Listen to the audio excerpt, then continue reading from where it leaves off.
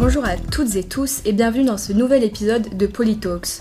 Je suis Jade Esposito et j'ai l'honneur de recevoir aujourd'hui Stéphane Bally pour parler de la question du nucléaire. Bonjour Monsieur Bally. Bonjour. Vous avez un CV long comme le bras, mais retenons que vous avez été conseiller municipal délégué aux énergies de 2014 à 2020 et président du groupe des élus Europe Écologie Les Verts à Lille. Vous êtes par ailleurs arrivé au second tour des élections municipales face à Martine Aubry en 2020. Le 9 janvier, EDF annonçait une hausse de la production d'énergie nucléaire avec le redémarrage de 8 réacteurs entre janvier et février. Depuis le 17 janvier, donc mardi dernier, le Sénat se penche sur un projet de loi sur l'accélération de l'énergie nucléaire. C'est en réalité un projet visant à accélérer les procédures administratives liées aux constructions de réacteurs. Il témoigne de la volonté de relancer le nucléaire par le gouvernement et le chef de l'État. En effet, à partir de février 2022, Emmanuel Macron déclarait désirer la relance du nucléaire français. Il avait annoncé le lancement de 6 EPR d'ici à 2035 et peut-être 8 supplémentaires. Pour rappel, nous sommes près d'un demi-siècle après le premier grand programme nucléaire présenté par le Premier ministre Pierre Messmer en 1974. Aujourd'hui, 56 réacteurs fournissent environ 70% de l'énergie française, ce qui est un record mondial. La France est le pays le plus nucléarisé au monde. En puissance électrique nette, la France est le deuxième pays, derrière les États-Unis, à produire de l'énergie nucléaire. Marine Tondelier, la nouvelle dirigeante de votre parti, déclarait lors de ses vœux à la presse que les luttes anti-nucléaires font partie de l'ADN de votre parti. Pouvez-vous nous en dire un peu plus sur la position historiquement anti-nucléaire du parti Europe Écologie Les Verts et pourquoi ce n'est pas la bonne solution selon vous ? Historiquement, le nucléaire pose un certain nombre de questions. Je dirais quelque part, pour ma part, elle pose une question qui est de l'ordre éthique au regard des risques engendrés par une catastrophe type Tchernobyl, type Fukushima. Et finalement, le bénéfice que certains mettent en avant, notamment, il faut le reconnaître, d'une énergie ou d'une source d'énergie qui est décarbonée, est à mettre au regard de ces risques. De la question des déchets, où ça fait depuis le début de la filière, où finalement il n'y a pas de solution à part des projets pour finalement les enfouir, c'est-à-dire les cacher sous le tapis. Donc ça, quelque part, sont des éléments, et pour moi, des points de blocage qui sont intrinsèques à la filière. Et puis par ailleurs, ce que l'on voit au niveau mondial, et les tendances de ces dernières années, c'est les questions de dynamique.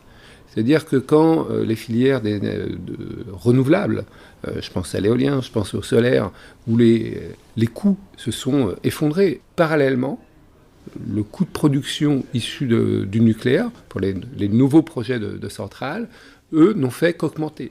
Et donc, aux éléments éthiques, aux éléments de démocratie, c'est aussi aujourd'hui, quelque part, une filière qui est juste sortie du champ économique. Et d'ailleurs, si on sort de l'Hexagone, ce qui est intéressant de regarder, ces 2 dernières années, on a installé dans le monde à peu près 300 fois plus, je dis bien 300 fois plus, de moyens de production d'électricité renouvelable que de production d'électricité nucléaire. Donc on voit que le match au niveau mondial, il est plié, et qu'on a quelque part ce strabisme ou cette singularité hexagonale dans lequel d'ailleurs il faut sortir et revenir, je veux dire, un peu de ce régime général et de regarder finalement un peu la réalité en face.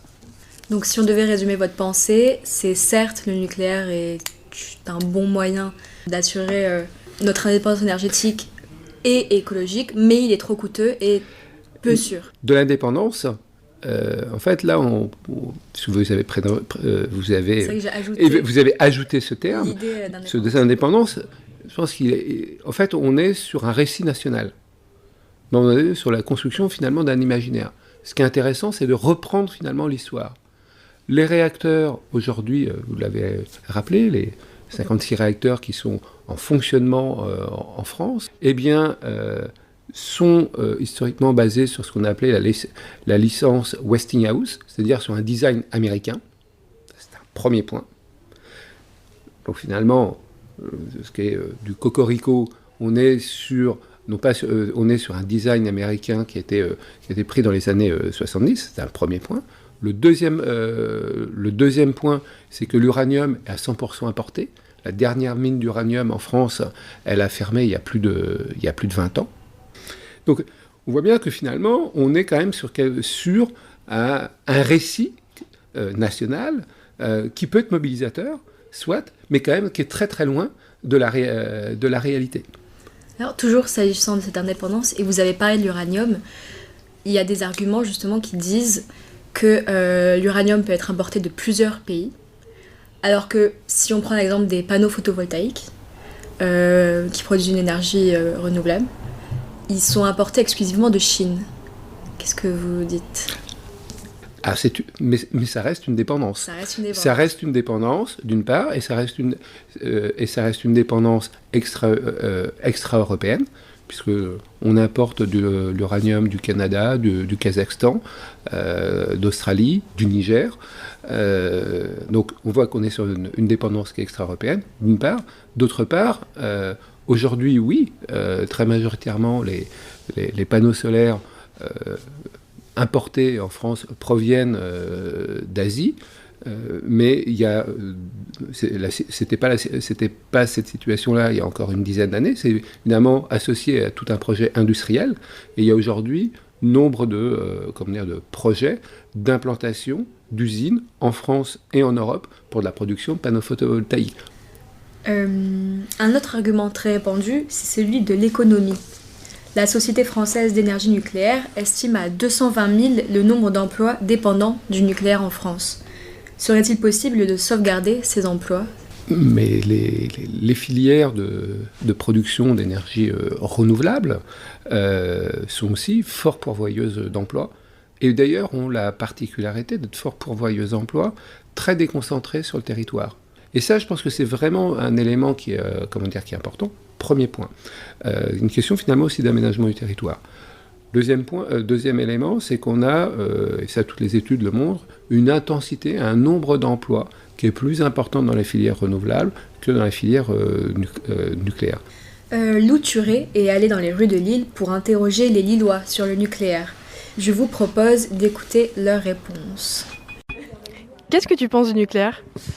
Alors j'ai un peu un avis, je sais pas trop en fait. Et à la fois je suis contre, mais c'est vrai que aujourd'hui on est un peu, vu qu'on n'a pas trop de solutions de rechange, on est un peu obligé de suivre le truc. Qu'est-ce qui t'inquiète justement ?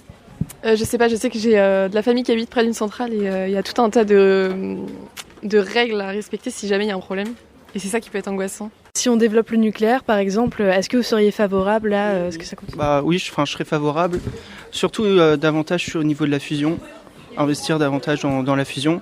Parce que c'est, l'énergie d'avenir, entre guillemets. Maintenant, il faut aussi prendre aussi en compte les énergies renouvelables. Si on résume cet enregistrement, les Français s'interrogent beaucoup mais ne ferment pas la porte au nucléaire. Ils craignent quand même pour leur sécurité. Et ce petit sondage confirme d'ailleurs celui de l'Institut de radioprotection et de sûreté nucléaire qui déclarait que 53% des Français sont pour. Comment expliquer ce revirement en faveur du nucléaire dans l'opinion publique ? Écoutez, je pense que c'est suite notamment à la guerre en Ukraine, l'évolution des cours, des prix de l'énergie, la communication gouvernementale, et puis c'est d'ailleurs un des premiers propos qui est genre un peu de résignation. Si on reprend, je pense que ça mérite d'être éclairé, c'est que le propos tel qu'il est tenu laisse à penser que globalement on va avoir des moyens de production qui seraient opérationnels, si ce n'est demain, après-demain. Or, dans les dossiers, dans les documents, et la planification de l'État sont des moyens de production qui ne seront pas là, qui ne seront pas opérationnels, si tant est, malheureusement, je dirais qu'on aille jusqu'au bout, qui commenceront à produire d'ici une vingtaine d'années, c'est-à-dire autour de 2040 et pas avant. Que fait-on dans les 20 prochaines années ? Et donc, durant ce gap de décennies, on n'a que deux éléments, deux leviers auxquels on peut faire appel, qui sont la maîtrise de la demande en énergie, c'est-à-dire les économies d'énergie, l'efficacité énergétique, la sobriété énergétique, et le développement massif massive des énergies renouvelables. Et donc on peut s'interroger, ce que j'évoquais tout à l'heure, les renouvelables dont les prix tendanciellement baissent sont déjà nettement moins chers que le nucléaire, qu'on doit développer très massivement pendant 20 ans, et pourquoi dans 20 ans on ferait appel à une filière du passé. On voit bien que là, il y a quelque chose qui ne marche pas, quelque part dans une frise temporelle qui ne matche pas. La personne a interrogé citant la fusion, c'est de même. Je veux dire même, c'est encore moins, on n'est pas au rendez-vous climatique. C'est-à-dire le rendez-vous climatique, c'est là, dans les prochaines années, au niveau mondial, il faut drastiquement commencer à baisser nos émissions de gaz à effet de serre pour atteindre, vers 2050, la neutralité carbone.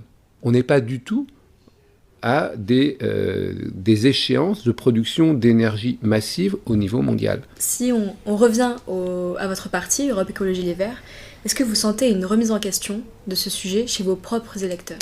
Europe Écologie Les Verts est un parti qui est antinucléaire, pas de posture, mais de fond. Et de fond, je citais, pour des questions éthiques, pour des questions démocratiques, pour des questions économiques. Et demain, la France, et on l'a vu là ces dernières semaines, c'est finalement quand le nucléaire tousse, la France, je veux dire, non pas grelotte, mais s'interroge. C'est, pour reprendre ce propos, c'était le nucléaire ou la bougie. On a failli y avoir, et on verra encore cet hiver, ou encore même l'hiver prochain, ce sera le nucléaire et la bougie. Et donc on voit bien qu'on n'a pas un système qui est résilient. Et c'est bien de voir, non pas s'arrêter juste à l'aune de la production, mais bien de l'ensemble, finalement, et c'est ça, pour revenir à votre question sur Europe Écologie Les Verts, c'est un projet de société. C'est un projet d'aménagement du territoire, c'est un projet, notamment pour revenir à la loi, discussion au Parlement sur l'accélération du nucléaire, c'est principalement une loi pour déroger au débat public. Alors reparlons de cette loi justement. En parallèle de l'examen du Sénat, donc de la relance du nucléaire, le 11 janvier, l'Assemblée nationale adoptait le projet de loi sur les énergies renouvelables. Donc avec du développement de l'éolien en mer et de panneaux solaires. Comment vous expliquez-vous cette contradiction ? C'est le refus de choisir, d'une part, et d'autre part, cette loi dite d'accélération des renouvelables, elle est aujourd'hui quand même extrêmement timide. C'est pour ça que les Verts se sont abstenus et que la France Insoumise a refusé de voter cette loi. C'est parce qu'elle est trop timide. Écoutez, elle ne répond pas aux enjeux. Regardons les dynamiques chez nos voisins européens. En fait, on n'est pas du tout sur une loi qui est à la hauteur. Quel est le seul et unique pays européen qui n'a pas atteint ses objectifs de la directive dite 3x20, qui était la France en 2020 couvre 23% de ses consommations énergétiques par des énergies renouvelables. Eh bien, le seul et unique pays européen a été la France. Tous les autres pays ont atteint, voire dépassé, voire très largement dépassé les objectifs qui s'étaient assignés en 2008. Et je fais partie de ceux qui pensent que même si l'électricité ne couvre qu'un quart de nos consommations énergétiques, ce prisme, ce poids cette chape de plomb de l'atome empêche de s'engager pleinement, de façon irréversible dans la transition énergétique. Beaucoup de vos alliés à gauche, Fabien Roussel au PC, soutiennent le nucléaire. Comment vous expliquez cette position ? On retrouve une position historique du Parti communiste de ces 50 dernières années. Je veux dire, reliquat de Pierre et Marie Curie,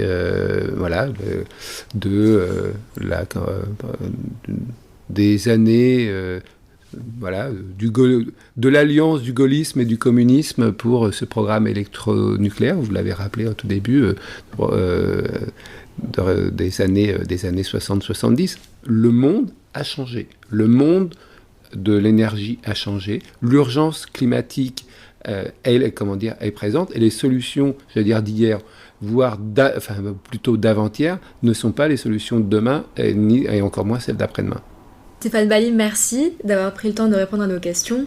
Le sujet du nucléaire n'est pas près de disparaître de l'espace public, et nous espérons que cet épisode, chers auditeurs, vous ait permis de mieux comprendre cet enjeu. C'est donc la fin de cet épisode, disponible sur Spotify et sur Deezer, ainsi que tous les autres épisodes du podcast. On se retrouve lundi prochain pour un nouvel épisode. Merci. Merci.